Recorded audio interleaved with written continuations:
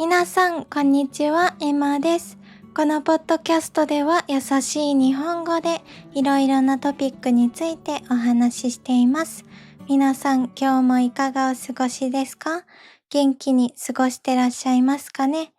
私が住んでいる奈良県は今日は朝からずーっと雨が降っています。この前動画で日本は梅雨に入ってきている、そんなお話をしたと思うんですね。梅雨っていうのは雨がとてもよく降る時期のことです。これを私たちは梅雨の時期って呼んでるんですけど、その梅雨の影響で本当に最近雨がすごく多いです。今午後5時なんですけど、朝からずーっと今まで降っています。皆さんは雨好きですか？私は雨好きだけど、やっぱり梅雨となるとあまりにもずーっと雨が降ってるので、これはこれでちょっと辛いですね。なので、この梅雨の時期、すぐに過ぎ去ってくれたらいいなって思ってます。そして今日のポッドキャストでは、またまた映画とかドラマのお話をしていきます。でもですね、ただただ私のお気に入りを紹介する動画ではなくて、最近ドラマとか映画を見ていて、すごく思うことがあるんですね。なんでって思うことがあるんです。なので今日はそういったことについてお話ししていきます。きっと映画とかドラマに興味がある方だけじゃなくて、日本語のリスニングのために聞いてくださっている方にも楽しんでいただけると思います。では早速始めていきましょう。では早速お話ししていくんですけど、まず特にですね、何についてお話ししたいかというと、今日は2番手についてお話ししていきます。皆さん2番手って聞いたことがありますか？きっと主人公っていう言葉は聞いたことがある方がたくさんいらっしゃると思うんですね。主人公っていうのはドラマとか映画、たくさんいろんなキャラクターがいる中で一番メインの人を主人公と言うんですけど、この主人公の次にすごく大切な人っているじゃないですか。例えば主人公の親友とか主人公のライバルとか、そういった主人公の次に大切な役のことを2番手って呼ぶんですけど、私映画とかドラマを見ていると絶対に2番手の人を好きになっちゃうんですね。この人かっこいいとか、この人めっちゃいい人とか、この人かわいい。そう思うのって大体2番手なんですね。もちろんね、主人公の方もすっごく魅力的なんですけど、なんでかわからないけど、私にはすっごく2番手の人が魅力的に見えるんですね。というか魅力的、かっこよすぎる、可愛すぎる、優しすぎる。そういう思いになるのが大体2番手の人なんです。そして今日は何を話したいかというと、2番手を好きになって一つだけ困ることがあるんですね。困ること。これは何かというと、例えば恋愛ドラマだったら、恋愛映画だったら、2番手の人って大体振られちゃうんですね。恋が叶わない。振られるっていうのは自分が好きになった人に、私は好きじゃないとか、俺は好きじゃない、付き合えない。そういうふうに言われること。そういうのが大体2番手の人には多いんです。そしてもっとショックなのがサスペンス。私はサスペンスの映画とかドラマがすっごく好きなんですけど、2番手の、何が困るかっていうと、2番手の人って結構な確率で死んじゃうんですね。亡くなっちゃう。例えば、撃たれたり刺されたりして、亡くなっちゃうんですね。サスペンスとかって。警察ものですね。で、これがすっごくショックで、で、もちろん死んじゃうっていうのもすっごく悲しいんですけど、もうそれ以上出てこないじゃないですか。2番手の人が死んじゃったら。で、私は韓国ドラマがすっごく好きで、今までいろんな韓国ドラマを見てきたんですけど、ある時ね、韓国ドラマを見てたんです。それはロマンスのドラマでもあるんだけど、もっと深い、サスペンスっていうのかな、社会的な感じ。すごく難しい内容でもあったんですけど、そこに出てきた2番手の役の人に、私は恋をしてしまったわけです。もうすっごく好きになっちゃって。本当にかっこよくてね、もう私は完全に沼にはまってしまったんですね。沼っちゃった。沼っちゃうっていうのはもうすっごく好きで抜け出せない感じ。これを沼るって言うんですけど、私はその2番手の人に沼っちゃったんですね。で、この人がですね、なんと、最終話の前のお話、だから最後から2つ目のお話ですね。この時に死んじゃったんですね。亡くなっちゃった。ネタバレになってしまうので、何の作品かは言えないんですけど、私が完全に沼に落ちてしまった、2番手の人が死んじゃったんですね。もうね、私信じられなくて、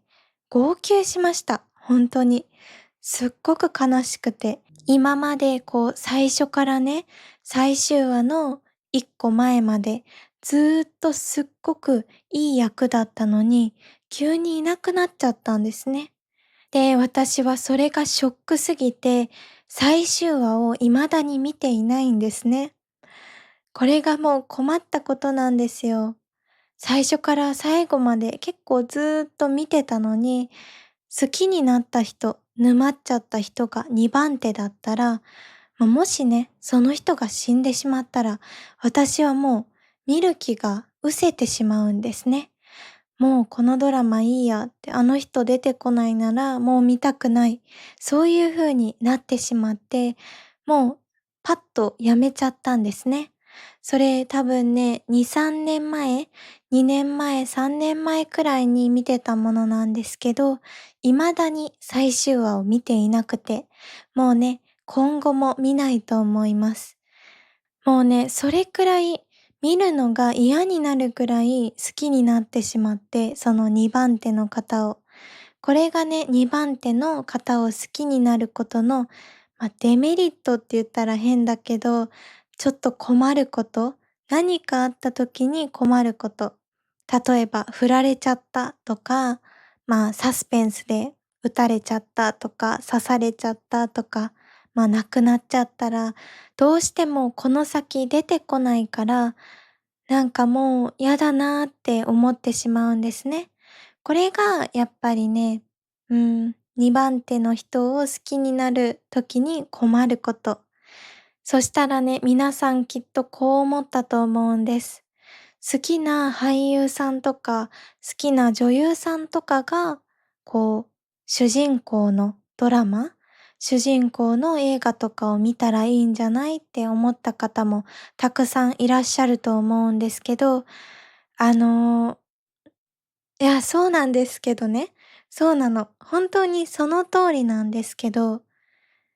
なんていうのかな、ネットフリックスとかって、どんどん新しいものが出てくるじゃないですか。そしたら私は結構知らない俳優さんとかもたくさんいるから、何を見ても主人公の人が知らない人だし、しかも2番手の人も知らない人なんですね。知らない人ばかりの作品を見ても2番手の人を好きになってしまうんです。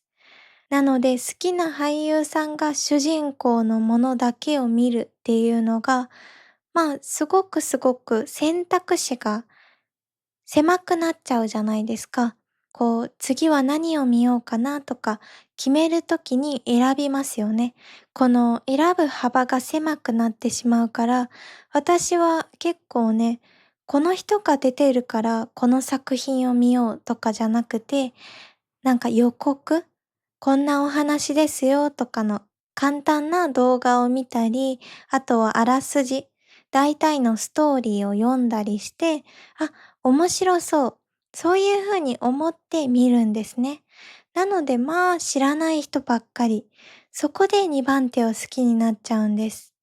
まあね、でもやっぱり主人公を一番好きになれたらすっごく、ハッピーな結末というか、どの作品を見ても結構幸せになれると思うんですけど、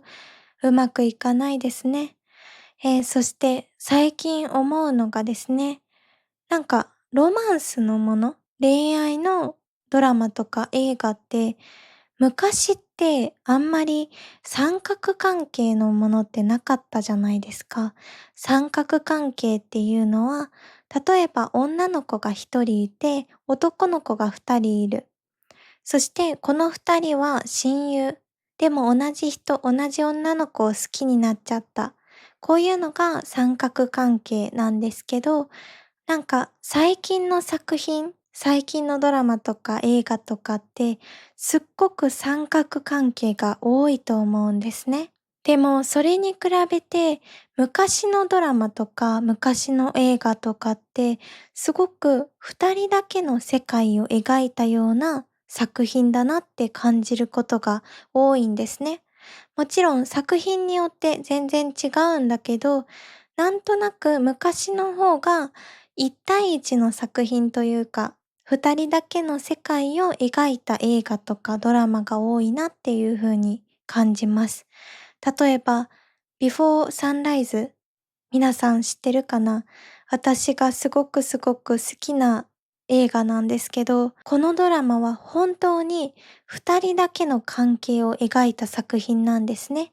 結構前、1990何年とかかな。結構昔のものなんですけど、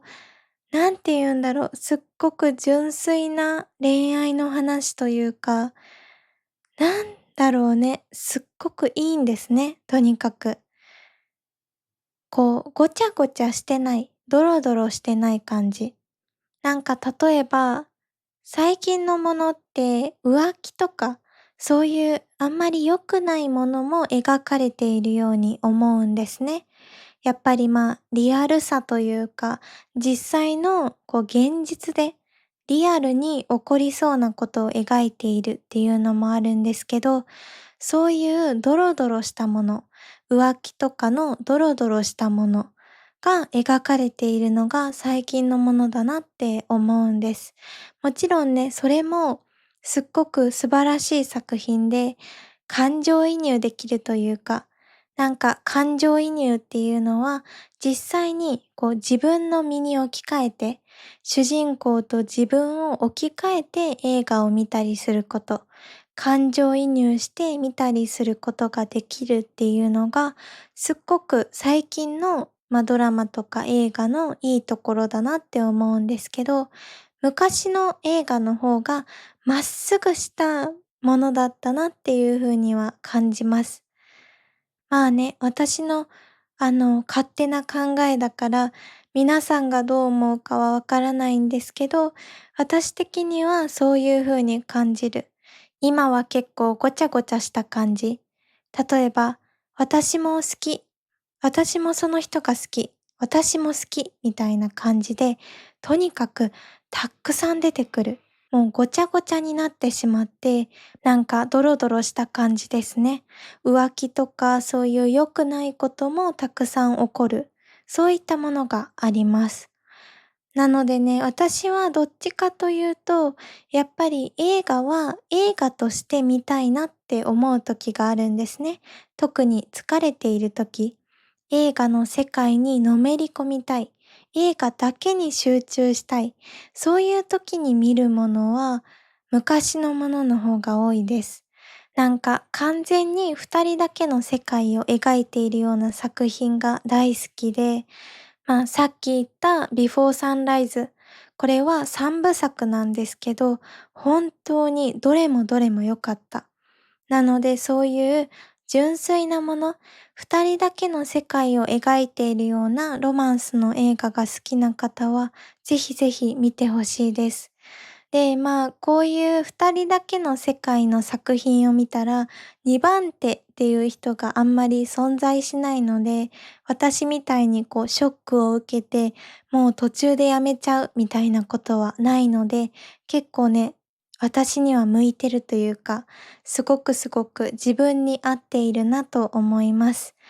皆さん、では今日はこんな感じで、最近の私の映画とかドラマに関する感想ですね。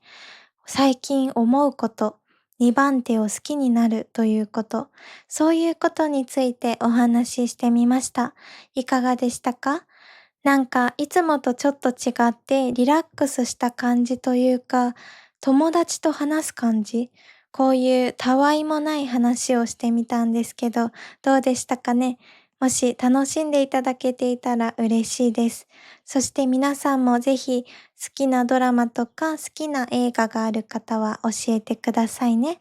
では皆さん今日もここまで見てくれて本当にありがとうございました。いいなと思ってくれた方は高評価、コメント、そしてチャンネル登録もよろしくお願いいたします。では皆さんまた次回のポッドキャストでお会いしましょう。いい一日をお過ごしください。じゃあね。